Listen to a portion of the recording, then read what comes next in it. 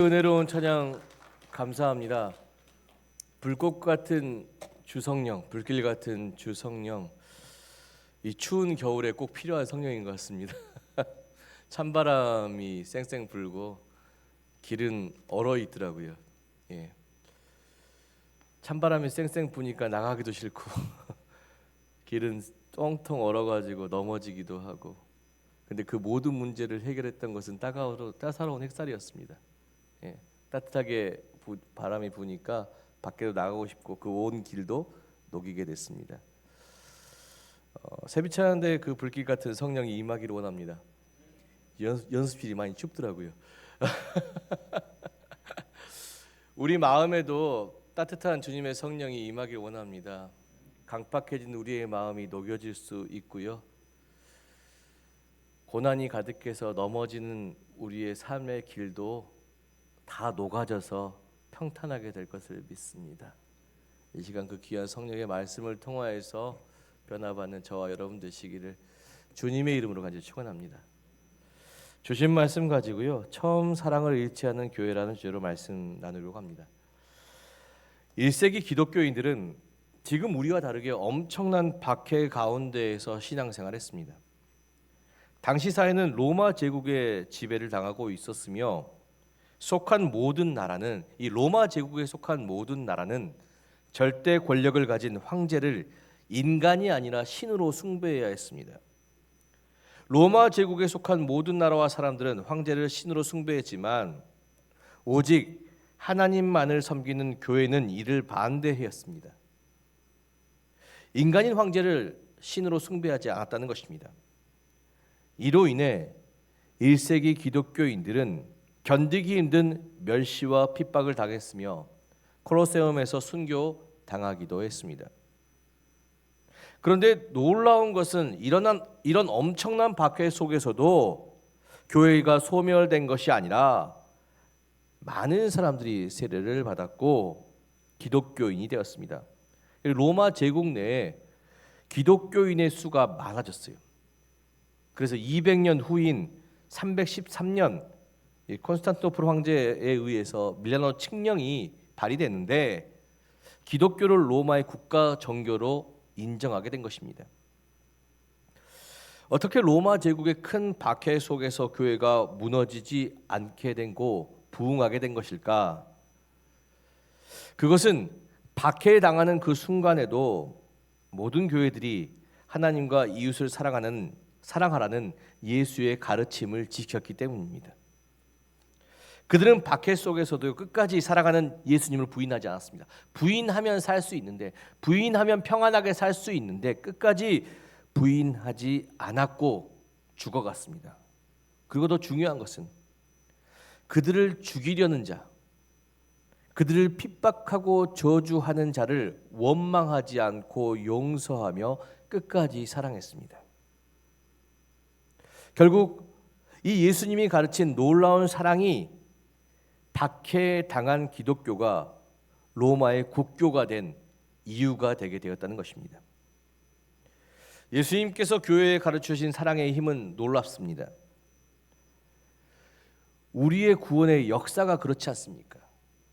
하나님께서 세상을 사랑하셨기 때문에 독생자 아들을 이 땅에 보내셨고, 예수님께서 우리를 사랑하셨기 때문에 우리 죄를 대신해 십자가를 통해 죽으셨으며, 또한 하나님은 죄인의 십자가를 지고 죽으신 예수님을 사랑하셨기 때문에 그를 다시 살리게 하셨습니다. 부활케 하셨다는 것입니다.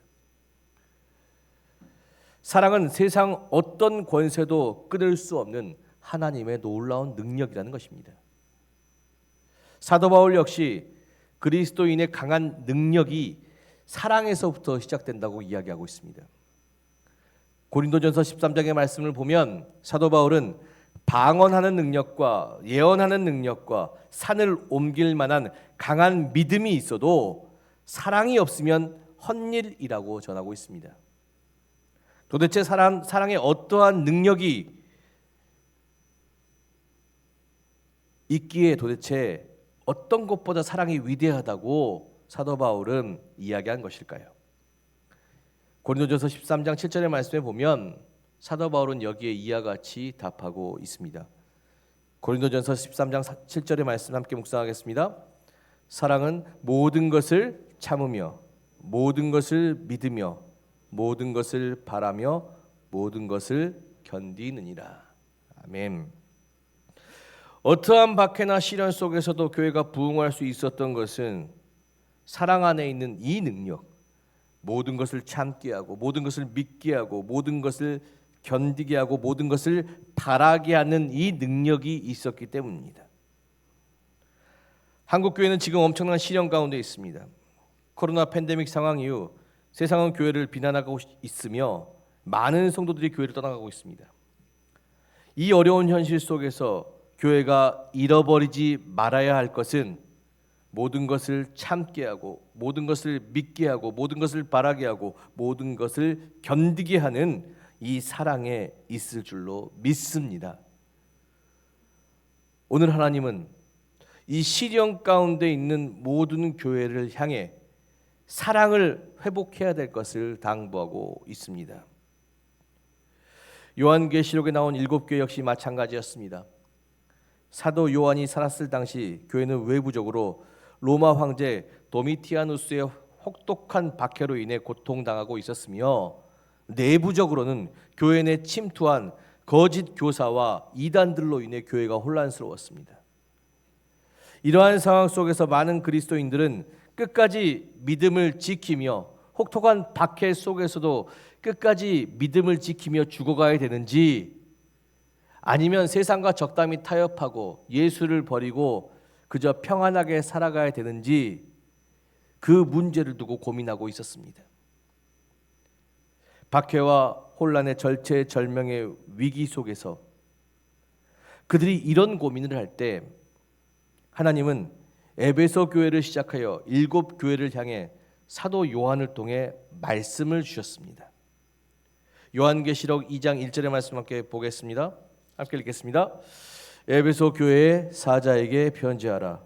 오른손에 있는 7뼈를 붙잡고 7 금 촛대 사이를 거니시는 이가 이르시되. 아멘. 하나님께서 요한복음 2장 1절의 말씀을 통해서 말씀하시는데 하나님께서 오른손에 7벼를 붙잡고 7 금 촛대 사이를 거니신다고 말씀하셨습니다. 여기서 7 별이란 안겔로스, 여기에 대한 이 다양한 해석이 있지만요, 이전에는 이것이 교회의 지도자 혹은 감독을 의미했습니다. 그리고 7 금초대는 뭡니까? 7 교회. 여기에 대해서는 이 말씀에 대해서는 요한계시록 1장 20절의 말씀에 기록되어져 있습니다. 내가 본 것은 내 오른손 7별의 비밀과 7 금초대. 7별은 7 교회의 사자요, 그리고 7 촛대는 7 교회니라 라고 1장 22절 말씀드렸지 않습니까? 그죠? 예전에는 이 7 촛대 사자에 대해서 교회 지도자 목회자들을 붙잡고 계신다고 말씀하고 계시지만요, 여러분이 교회가 될 줄로 믿습니다. 하나님께서 여러분들을 붙잡고 계실 줄로 믿습니다. 왕 같은 제사장이 여러분들을 지금 하나님께서 붙잡고 계시고 여러분들이 속한 교회를 둘러보고 계실 줄로 믿습니다. 거닐고 계신다는 것이잖아요. 그죠? 지금 전주 신광교회를 붙잡고 둘러보고 계실 줄로 믿습니다. 중요한 것은 왜 둘러보냐? 상관 있으면 둘러봅니까? 상관 없으면 둘러봅니까? 상관이 없으면 둘러보지 않습니다. 예전에 이 사택에 갈 때 놀이터가 있었거든요. 놀이터가 있었는데요, 그 놀이터가 저거 상관이 없잖아요. 그냥 지나가요. 근데 제가 둘러보는 때가 있어요. 어떤 때일까요? 거기에 제 아들이 놀고 있을 때. 거기에 제 아들이 놀고 있으면 놀이터로 들렸다 가요. 사랑하는 아들이 있기 때문에. 왜 갑니까? 혹여나 놀이터에서 놀다가 다치지 않을까, 혹여 잘 놀다가 넘어지지 않을까 걱정돼서 더 가까이에서 다가가 어루만져 주신다는 것입니다. 하나님께서 박해의 시기 가운데 7별을 붙잡고 7 교회를 거니시는 것은 박해 속에서 교회와 그 안에 속한 우리가 혹시 상처받을까 염려스러운 마음, 그 사랑의 마음 때문에 우리에게 더 다가오셨다는 것입니다. 우리에게도 동일한 은혜가 있을 줄로 믿습니다. 지금 하나님께서 한국교회 위기 속에서 우리를 붙잡고 계실 줄로 믿습니다. 또한 교회를 돌아보고 계실 줄로 믿습니다. 그런데 문제는 붙잡고 돌아보기만 하는데 가까이 들어가면 뭐가 꼭 있어요? 잔소리가 있죠. 저도 가끔 이렇게 집에 들어가면 예원이가 아버지 오셨어요 이렇게 안아주고 그래서 끝나는 좋은데 방에 꼭 들어가 봐요. 방에 꼭 들어가면 방에 어질러졌잖아요. 엄청 뭐라 그래요. 하나님께서 그랬어요. 멀리서 교회를 보실 때보다 가까이에서, 어려우니까 가까이 다가오셨겠잖아요. 가까이 교회를 보니까 교회 칭찬할 일도 있고 또 책망할 일도 있었다는 사실입니다. 이 두 가지 것들, 에베소 교회에 그런 칭찬과 책망을 했고, 또 오늘 7절의 말씀에 보니까 뭐라고요? 귀 있는 자는 성령이 교회들에게 하시는 말씀을 들을지어다. 이기는 그에게 내가 하나님 낙원에 있는 생명나무의 열매를 주어 먹게 하리라. 이 칭찬과 책망은 교회를 향한 칭찬, 에베소 교회를 향한 칭찬과 책망이요, 에베소 교회만의 것이 아니라 뭐라고요? 우리도 들어야 할 말씀이라는 것이, 우리도 들어야 할 말씀입니다. 중요한 것은 잔소리 왜 합니까? 왜 할까요? 부모가 자녀가 잘 되라고 하는 것이죠. 책망하는 것도 이와 같을 줄로 믿습니다. 잘 하는데 이것만 잘해라. 하나님의 놀라운 방법 배우셔야 될 줄 믿습니다. 자녀 처음부터 뭐라고 하지 마십시오. 화가 나도 먼저 뭐부터 해요? 칭찬부터 해요. 잘 하는데 뭐라고요? 이것만 잘해라. 오늘 말씀이 그와 같은 말씀이에요. 잘 하는데 이와 같이 잘해라. 그렇다면 뭘 잘했습니까?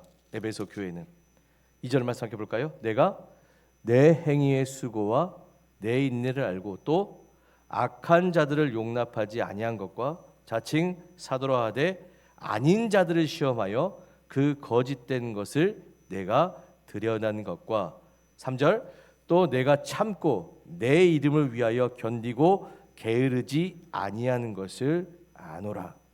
아멘. 중요한 것은요, 악하고 거짓된 이 시대 가운데 이들이 진리의 말씀을 지켰다는 것입니다.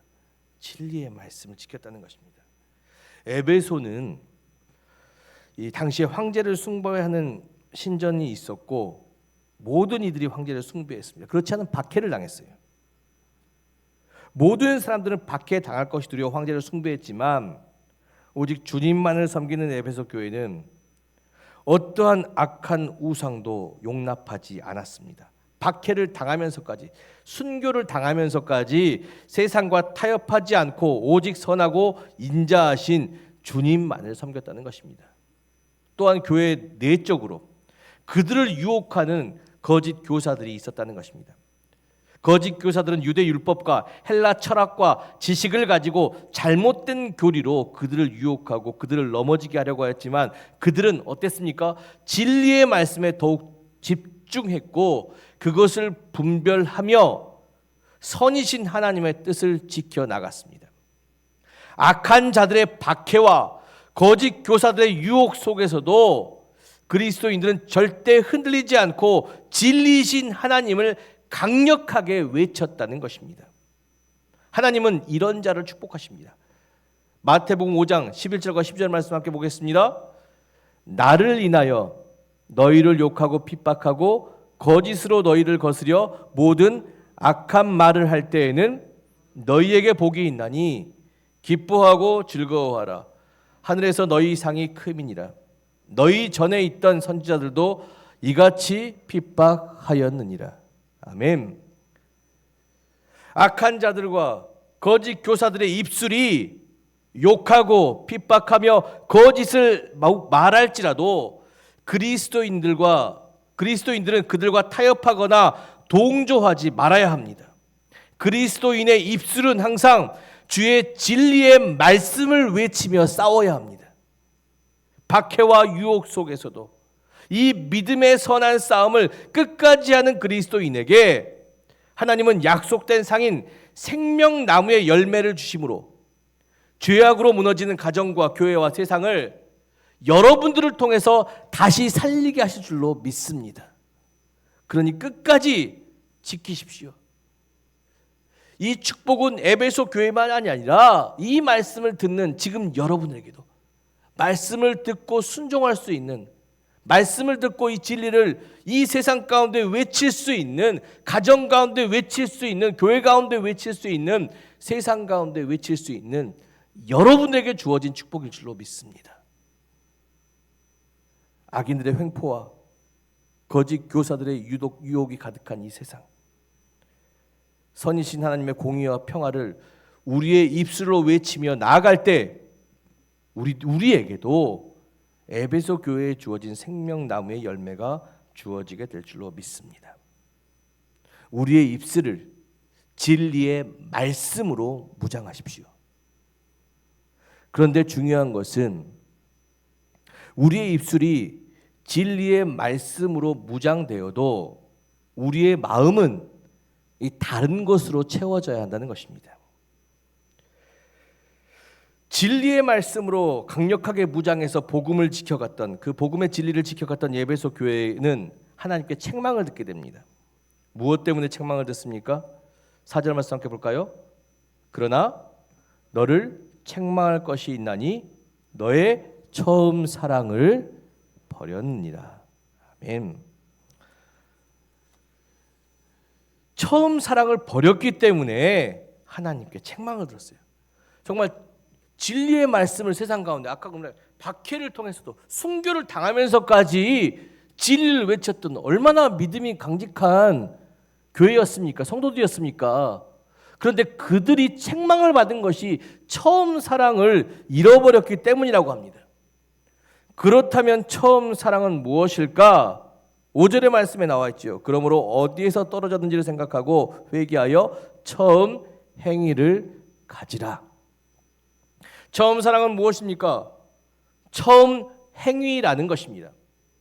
그렇다면 처음 행위란 무엇입니까? 처음 행위란 우리가 하나님을 처음 만날 때 처음 드렸던 순종입니다. 성령이 처음 임하시게 됐을 때 우리는 사랑하는 주님을 향한 소망도 열정도 있었습니다. 처음 성령이 우리 가운데 임하셔서 예수 그리스도를 주님으로 영접할 때 우리는 소망과 열정을 가지고 신앙생활 정말 열심히 합니다. 뭐 주일 예배뿐만이 아니라 새벽 기도에, 수요 기도에, 금요 중보 기도에 그것만 합니까? 직분을 맡아서 섬기는 것을 기쁨으로 여겼어요. 희생하고 원신하는 기쁨으로 여겼습니다. 그런데 시간이 흐르면서 점점 지치기 시작합니다. 소망과 열정을 내어 사역을 감당해도 가정과 교회와 세상이 변하지 않는 것이에요. 여전히 약한 사람들은 질비해 있고 거짓 속이는 자들 너무나 많이 있습니다. 이러한 상황 속에서 점점 지치고 힘들어하며 소망과 열정을 잃어버릴 때가 있습니다. 예수님은 그런 우리에게 이와 같이 이야기하고 계십니다. 누가복음 13장 3절의 말씀 함께 보겠습니다. 보라, 나중된 자로서 먼저 될 자가 있고 먼저 될 자로서 나중된 자가 있느니라. 아멘. 나중된 자로서 먼저 될 자가 있고 먼저 될 자로서 나중된 자가 있다.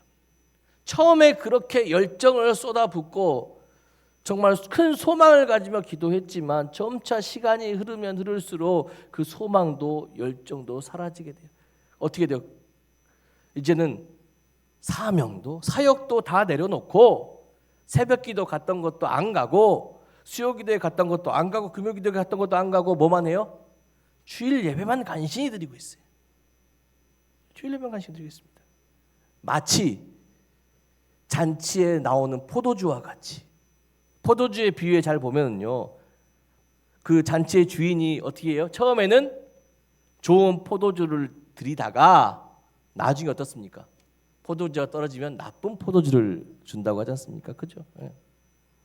우리가 지금 그런 신앙생활을 하는 것이 아닐까. 처음에는 좋은 포도주로 갔다가 시간이 흐르니까 내 안의 소망과 열정이 다 소비되어 버린 것이, 헌신하다가 변하지 않는 세상 속에서 여전히 악하고 여전히 거짓된 이 세상 속에서 점점 더 내 안의 소망도 열정도 다 내려져 버렸어요. 이제는 드릴 포도주가 아무것도 없어요. 그런 주일 예배만 참석하는 것이 아니에요. 믿음이 부족해서가 아니라 내 안에 하나님을 향한 그 처음 사랑이 사라져버렸기 때문입니다.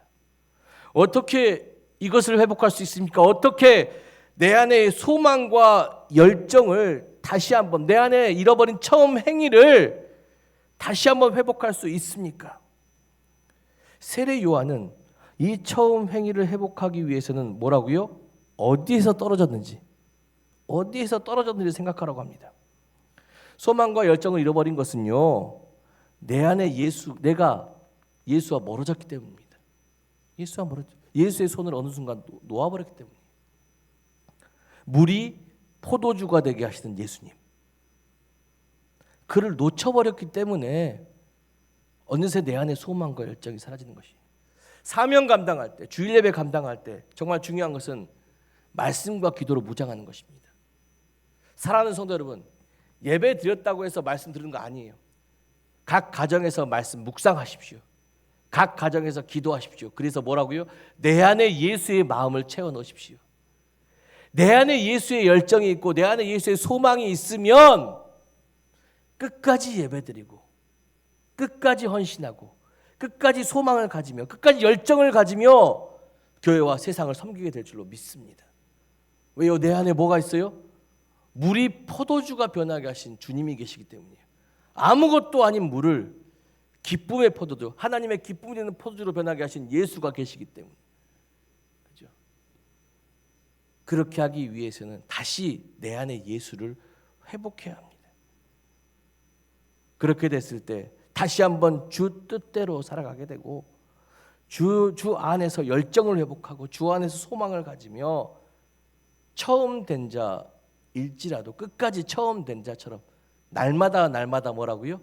새롭게. 사도 바울 그러지 않습니까? 나는 죽고 누구로 산다고요? 예수로 산다고. 예수로 살면 소망과 열정이 언제 끊어져요? 안 끊어집니다. 누가 알아주지 않아도 끝까지 그 사명 감당합니다. 열정을 가지고 기도합니다. 그렇게 되지 않습니까? 우리 그렇게 살아보시게요. 무엇을 놓치셨습니까? 예수를 놓쳤어요. 예수 붙잡으십시오. 말씀과 기도를 통해서 다시 한번 기도하고 예수 붙잡으시면 우리 안에 소망, 사랑, 열정, 처음 행위가 회복되게 될 줄로 믿습니다. 두 번째 처음 사랑은 처음 예수 그리스도께서 가르쳐주신 사랑입니다. 6절의 말씀에 보니까 에베소 교회가 니골라당의 행위를 미워하며 세례 요한도 그도 니골라당의 행위를 미워한다고 이야기하고 있습니다. 여기서 니골라당이란 인간의 육체는 악하고 무의미한 것으로 육체를 위한 도덕적이고 거룩한 삶 역시 무의미하다고 이야기합니다. 우리가 돌봐야 될 건 뭐냐? 악한 육체가 아니라 영, 거룩한 영이라는 사실이에요. 그러니까 이들이 가르치는 건 뭐냐? 우상에 드린 제물도 먹어도 되고 우상을 섬겨도 되고 우상 제사의 절차 중에 하나인 성행위, 이 우상들에 드린 제사 절차 중에 성행위가 있어요. 이 성행위를 용납한 것이에요. 인간을 타락하게 만드는 것입니다. 도덕적이지 않아도 된다는 것이에요. 육체는 어차피 약하니까. 우리가 구원받을 것은 뭐라고요? 영이니까. 하나님도 역시 이 니골라당의 행위를 미워하셨다는 것입니다. 그런데 중요한 것은요, 여기서 니골라당 자체가 아니에요. 니골라당의 사람이 아니라 그들의 행위를 미워하셨다는 것입니다. 악하고 거짓이 가득한 이 시대 가운데 진리를 말하고 산다는 것, 또 진리대로 살아간다는 것은 어려운 일입니다. 왜요? 우리는 하나님을 안아서 선하게 살고 있지만 악한 이 시대, 거짓이 가득한 그 가운데 있는 사람들은요, 하나님을 보아도 보지 못하고 하나님의 말씀을 들어도 듣지 못하기 때문입니다. 에베소 교회 교인들은 그들을 듣고 보게 하기 위해서 끊임없이 악한 이들과 거짓 교사들과 논쟁했을 것입니다. 그런데 문제는 논쟁하면서 우리 말을, 우리 진리를 듣지 않는 그들에 대한 화와 미움이 가득 차게 된 것입니다. 그래서 논쟁하는 자뿐만 아니라 그들의 행위뿐 아니라 논쟁하는 자 자체를 미워하게 된 것입니다. 성경에서는요, 이런 논쟁을 하지 말 것을 이야기합니다. 데살로니가후서 3장 13절에서 15절의 말씀 함께 만나보겠습니다. 함께 읽겠습니다. 형제들아, 너희는 선을 행하다가 낙심하지 말라. 누가 이 편지에 한 우리 말을 순종하지 아니하거든 그 사람을 지목하여 사귀지 말고 그로 하여금 부끄럽게 하라. 그러나 원수와 같이 생각하지 말라고 뭐라고요? 형제같이 권면하라. 사도 바울은 만일 누군가 진리의 말씀을 전했지만 순종하지 않는다면 사귀지 말고 부끄럽게 하라고 합니다. 사귀지 말라는 것은 관계를 끊는 것이 아니라 조금 거리를 두라는 것이에요. 거리를 두고 15절의 말씀 뭐라고 되어 있습니까? 원수같이 생각하지 말고 형제같이 권면하라고 합니다. 거짓에 사로잡힌 그가 진리의 말씀을 들을 수 있을 때까지, 진리의 말씀을 듣고 스스로로 죄를 부끄럽게 여기고 회개할 수 있을 때까지 무엇을 품으라고요? 사랑으로 품으라는 것이에요. 하나님도 그러셨지 않습니까? 불순종한 이스라엘 백성에게 하나님은 어떻게 하셨어요? 더 이상 말씀하지 않으셨어요. 말씀하지 않는다고 해서 이스라엘 관계를 끊으셨어요? 아니잖아요. 여전히 사랑으로 품으셨어요. 그리고 기다리셨어요. 그들이 들을 준비가 될 때까지 사랑으로 품고 기다리셨다는 것입니다. 그리고 그들이 들을 준비가 회개함으로 주님께 돌아왔을 때 그때 하나님께서 말씀하셨다는 것입니다. 예수님도 그러셨지 않습니까? 예수님은 세리와 창녀 그리고 삭개오 사마리아 여인 가늠한 여인을 멀리하지 않으셨습니다. 이들도 분명 죄인이지만 예수님은 그들의 행위를 바라보신 것이 아니라 그들 안에 하나님의 형상을 바라보셨습니다. 그래서 먼저 사랑으로 품으셨어요. 그들이 그 사랑 안에서 하나님을 바라볼 때까지, 하나님의 말씀을 들을 준비가 될 때까지 듣고 스스로의 죄를 부끄럽게 여기고 회개하고 주님께 돌아올 때까지 끝까지 품으셨다는 것입니다. 예수님은 반드시 저 죄인이 변하실 것이라고 믿으셨어요. 왜? 하나님의 형상이 그 안에 있기 때문에 믿으셨다는 사실이에요. 그런데 우리는 때론 진리를 지킨다는 명목하에 죄뿐만이 아니라 사람 자체를 미워하고 멀리하게 되는 때가 있습니다. 예를 들어 한국 사람이지요. 우리는 일본인들을 미워합니다. 왜 미워합니까? 일본인들이 과거 역사 속에서 진정한 반성이 없기 때문이에요. 진정한 반성이 없기 때문입니다. 그래서 저는 솔직히 일제시대를 경험해 본 적이 없죠. 역사를 통해서 배우게 됐잖아요. 그러면서 일본의 나라를 싫어하게 되고 일본 사람 자체를 싫어하게 된 것이.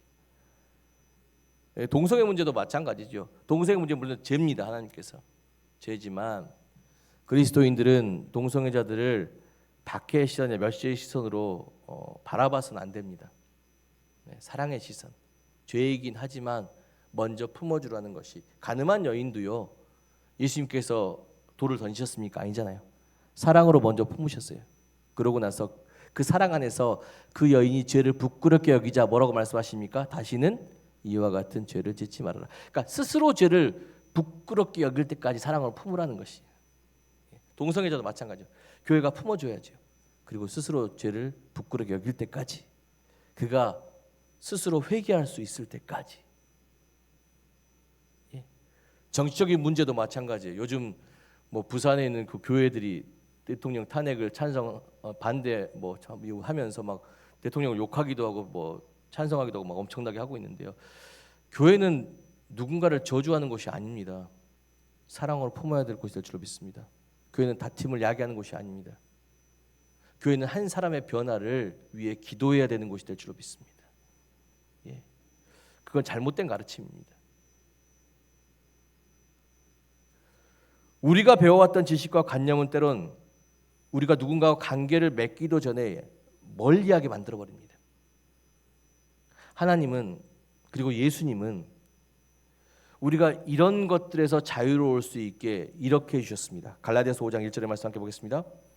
그리스도께서 우리를 자유롭게 하려고 자유를 주셨으니 그러므로 굳건하게 서서 다시는 종의 멍에를 매지 말라. 아멘. 복음의 비결은 간단합니다. 서로 사랑하는데 자유롭게 사랑하는 것입니다. 유대인이나 헬라인이나 종이나 자유민이나 남자나 여자나 차별을 두지 않고 누구나 사랑하라는 것이죠. 원수 사랑하라는 것이에요. 그렇죠? 근데 뭐가 가로막고 있어요? 율법이 가로막고 있어요. 율법으로 인해 유대인들은, 어렸을 때부터 배워진 율법으로 인해 유대인들은 이방인들을 멀리했습니다. 한 식탁에서 밥 먹는 것조차, 그 집에서 유하고 쉬는 것조차 하지 않았다는 것입니다. 오히려 그들을 정죄하고 차별하고 비난했어요. 진리를 아는 것은 중요합니다. 그런데 그 진리를 위해 누군가를 정죄하고 차별하고 억압하는 것이 과연 예수 그리스도를 믿는 그리스도인의 모습이라는 것입니다. 진리를 아는 것도 중요하지만 더 중요한 것은 모두를 용서하시고 차별 없이 자유하게 사랑하셨던 예수의 마음을 품는 것입니다. 그도 우리처럼 진리를 들을 때까지, 볼 수 있을 때까지, 들을 수 있을 때까지. 예수를 잃어버린 자들은요, 예수가 옆에 있어도 보지 못하고 듣지 못합니다. 엠마오 도상의 제자들이 그랬지 않습니까? 예수님이 죽었다고 생각했어요. 그들이 길을 걷는 예수님께서 옆에서 바로 옆에 계셨잖아요. 그죠? 예수님께 말씀해 주셨지만 그들은 옆에 계신 예수님을 알아보지도 못하고 예수님의 말씀도 듣지 못하고 살았어요. 그냥 걸어갔어요. 그런 제자들을 예수님께서 버리셨습니까? 예수님을 알아보지도 못하고 예수님의 말씀을 듣지 못하는 제자들을 버리셨습니까? 아니지 않습니까? 어떻게 하셨습니까? 그들을 먹이셨잖아요. 사랑으로 품으셨잖아요. 그들을 사랑으로 품으시자 그들의 눈이 밝아져 예수님을 보게 되었고, 그들이 발길을 돌려 어디로 가요? 예수님이 부활하신 예루살렘으로 돌아갔다고 성경 기록하고 있습니다. 진리로 무장되는 것, 우리의 입술이 진리로 무장되는 것 물론 좋습니다. 좋으나 우리 마음이 사랑으로 채워지지 않으면 헛일입니다. 진리는 깨닫게 하는 힘이지만 사랑은 변화시키는 능력이기 때문입니다. 깨닫는다고 변화되지 않아요. 변화의 능력은 사랑에 있어요. 사도 바울 그러잖아요. 사랑 없는 진리의 지식은 우는 꽹가리와 같다고. 죄인 한 영혼도 구원해내지 못한다는 것입니다. 예수의 처음 사랑은 죄인의 있는 모습 그대로 받아들이고 용서하셨어요. 자유롭게, 율법에 얽매여서 그를 판단하고 그를 정죄하는 것이 아니라 율법에서 자유하심 가운데 그를 있는 그대로 받아들이셨어요. 그리고 그를 품으셨어요. 그리고 회개할 때까지, 그가 하나님의 말씀을 들을 수 있을 때까지 모든 것을 참으며 모든 것을 믿으며 모든 것을 바라며 모든 것을 견디며 그와 함께 하셨다는 것입니다. 그 죄인이 하나님의 품에 돌아올 때까지 끊어지지 않는 사랑으로 예수님은 우리를 품으셨다는 것입니다. 1세기 기독교인들이 박해를 당하면서도 로마 황제와 로마 시민들을 미워하지 않고 용서한 것은 그들이 입술로는 진리를 말하고 있었지만 가슴에는 뭐가 있어요? 예수의 사랑이 있었기 때문입니다. 예수의 사랑이 있었기 때문에 그들이 아직 하나님을 바라보지도 못하고 하나님의 음성을 듣지 못하는 죄인이기 때문에 저렇게 행동하는 것입니다. 주여, 저들을 용서하셔서 저들도 보게 하시고 듣게 하여 주시옵소서. 그때까지 누구를 믿고요? 주님을 믿고 또한 하나님의 형상을 지닌 반드시 저 영혼이 변화하게 될 것을 믿습니다. 그 사랑을 가지고 모든 것을 믿으며 모든 것을 바라며 모든 것을 찬하며 모든 것을 견디며 죽어갔다는 사실이에요. 로마 사람도 이상했을 것이에요.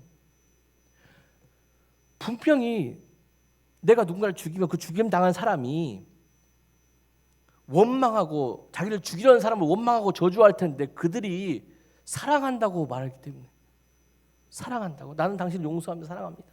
끝까지 예수의 마음으로 사랑합니다. 예. 그 사랑의 능력이 결국 로마 시민을 하나님을 믿지 않고 그리스도인들 핍박했던 로마 시민을 완전히 변화시키게 하는 것입니다. 예수님 그러셨지 않습니까? 사도 바울 다메섹까지 쫓아가서 그리스도를 죽이려 했던 사도 바울에게 예수님께 다가가 뭐라고 말했어요? 사울아 사울아 어찌하여 나를 핍박하느냐? 내가 괴롭히는 예수다. 너는 나를 괴롭힐지라도 나는 뭐라고요? 사랑으로 품을 것이다. 내가 반드시 변화하게 될 것이다. 나의 사랑 안에서.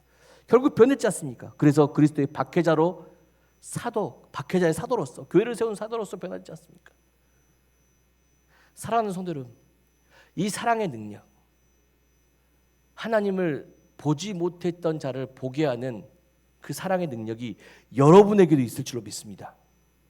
그러니 악하고 음란한 이 시대 가운데 그들의 행위는 미워하지만 사람만큼은 사랑으로 품으십시오.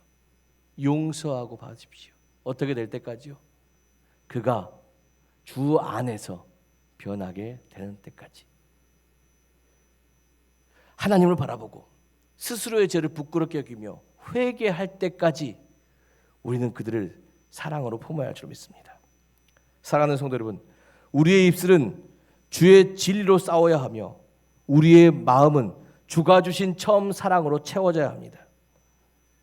진리는 우리를 깨닫게 하지만 사랑은 우리를 완전히 변화시킵니다. 우리에게 주신 처음 진리와 처음 사랑을 끝까지 지키며 나아갈 때 악하고 음란한 이 시대가 하나님의 나라로 변화하게 될 것이며 하나님을 믿지 않던 저들이 하나님 앞에 자신의 죄를 부끄럽게 여기며 회개함으로 하나님의 자녀로 변화하게 될 것을 믿습니다. 사랑하는 성도 여러분, 이 변화의 능력이 여러분들의 입술과 여러분들의 마음 가운데 있을 줄로 믿습니다.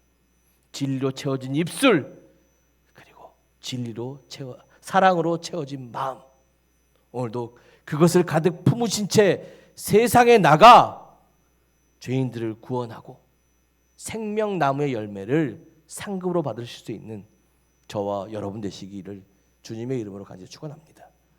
기도하겠습니다. 주님, 악하고 음란한 이 시대 가운데 우리의 입술이 진리를 지키며 우리의 마음이 예수님 가르쳐주신 처음 사랑을 지키기를 원합니다. 우리가 지킨 이 진리로 인해 악하고 음란한 이 시대가 깨닫기를 원하며 우리가 지킨 이 사랑으로 인해 이 시대가 우리에게 속한 가정과 교회와 세상이 변화되기를 간절히 원합니다. 이를 위해 박해당하고 멸시당한다 해도 끝까지 수고하고 인내함으로 생명나무의 열매를 받았던 에베소 교회와 같이 전주 신광교회 역시 주님 주신 십자가 담대히 감당함으로써 우리에게 속한 모든 것을 하나님의 나라로 변화시켜 가야 될 줄로 믿습니다. 주여, 이 발걸음 함께하여 주시옵소서. 우리를 사랑하시며 지금도 전주 신광교회를 거니시며 우리를 붙잡고 계실 우리 구주 예수 그리스도 이름으로 간절히 기도드렸습니다. 아멘.